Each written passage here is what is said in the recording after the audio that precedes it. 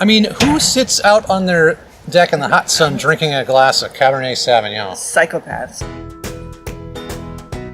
So the reason we're here today is to talk about summer red wines. Right. It's got to be kind of light-bodied.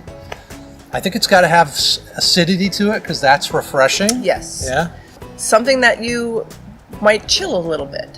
It's got to be chillable, and it can't have too much alcohol either. So you just want something light, refreshing, and enjoyable that says summer and not like winters by the fire. But that's what a Cabernet reminds me of. It doesn't remind me of like floating on a duck in a pool.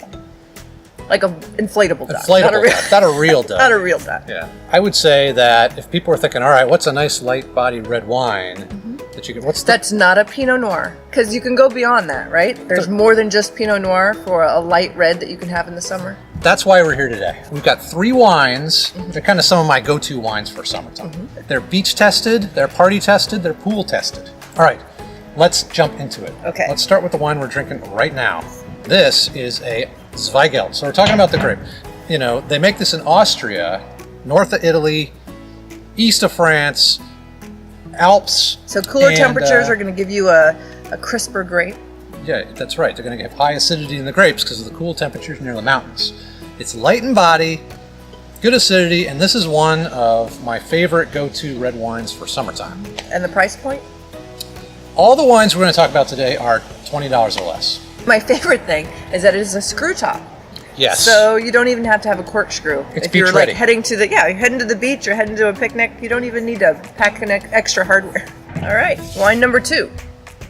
What do we have? What's the next one? Okay, this is from northwestern Italy, actually not that far from Austria, in the foothills of the Alps again. So the same type of conditions. It's a little bit fruity.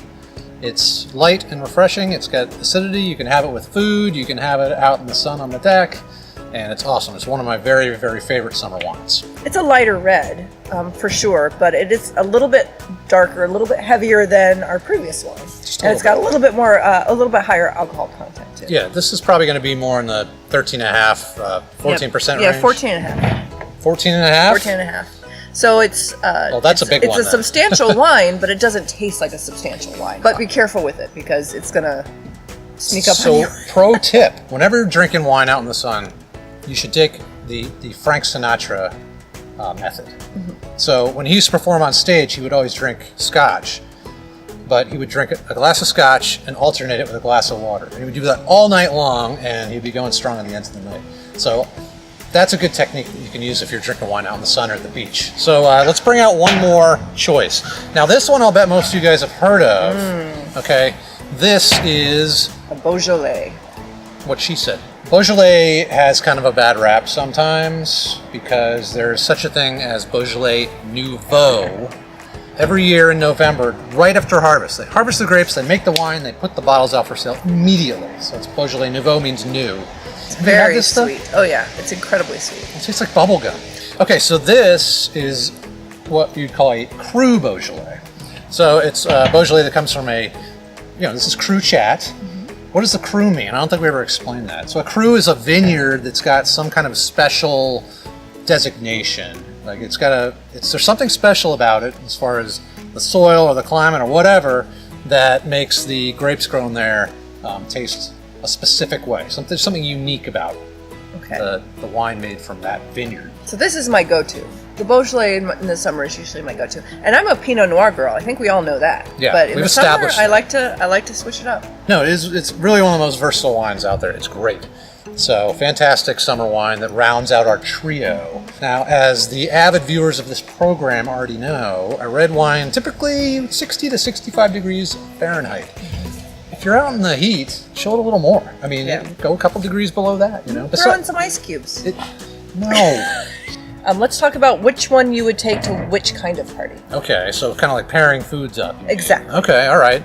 Start with the Italian one over here, the Barbera. So for this, I would recommend, going with charcuterie, fresh cheeses, mozzarella, basil, tomatoes. A nice caprese salad. Yeah, exactly. That type of thing is going to be perfect for the Barbera. Then, our second wine. We've got the Zweigelt from Austria.